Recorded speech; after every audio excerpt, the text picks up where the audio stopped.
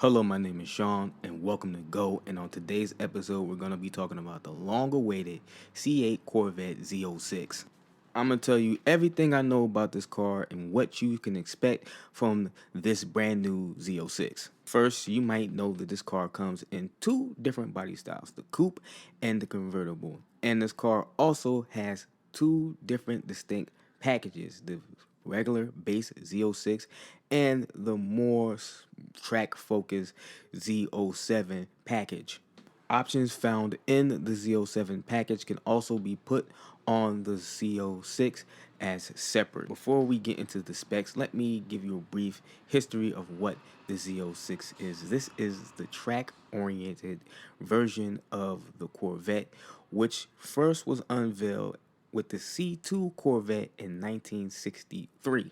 Noting the race history of this car, Chevy has built it in close relation with the C8R. So this new Z06 is more closely related to the C8R than it is its Stingray brethren. So you can say with confidence that the C06 is the road variant of the C8R. And these cars share a similar 5.5 liter flat crane V8 that makes an astonishing 670 horsepower from the naturally aspirated engine. And you can see how excited I am just to announce how powerful this car actually is, because a lot of people were saying that Stingray was a little down powered to be considered a true supercar, which it really isn't. Well, this car really gets into that supercar territory. But the changes from the Stingray doesn't end there, because this car also sports beefier tires. And when I say beefier, I mean beefier, because this car has 345 sections in the rear end, and that's a pretty fat tire, which explains why this car is about 3 inches wider than the base Stingray.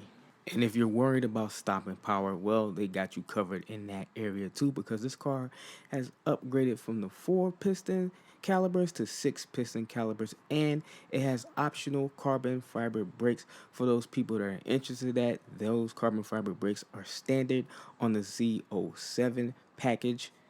And before I forget, this car does come with an option for aluminum and carbon fiber wheels, which are 20 in the front and 21s in the back. So, in case I forget, and, people will remind me that I rarely talk about the tires for this car, but there you are. And before I get to talking about the design of this car, I want to tell you what you get in the Z07 package. First, you get the lighter carbon fiber wheels with the stickier Michelin Pilot Sports Cup 2RZP tires. You get the carbon ceramic brakes, the more aggressive front splitter and rear diffuser, and airway bits, and the big old wing. And all of this produces 734 pounds of downforce while saving 41 extra pounds. And I don't believe any of these options are locked into the Z07 package. You can put them as options on the standard Z06.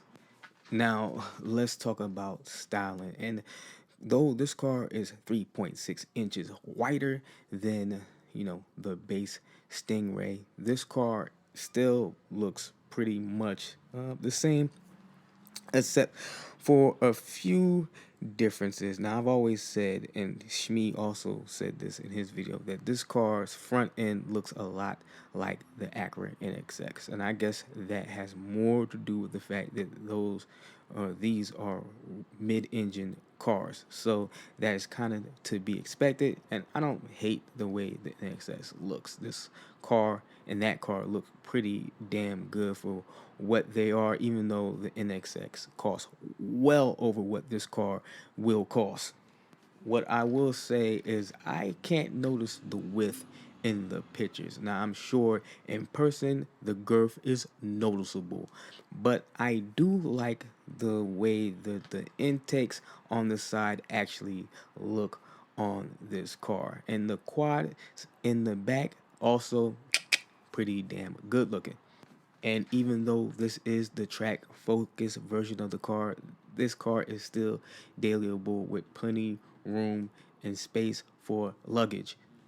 With that said, there's one feature of this car I really never like, and that was the long ass back end of this thing. And I know they wanted a rear trunk big enough to fit golf clubs, but it also gives it this awkward long view in my mind. I just don't like how long the back end is compared to other sports cars in the class, but I do understand why they gave the car such a long rear end. I guess you can call this the long practical tail version of any supercar or sports car out there.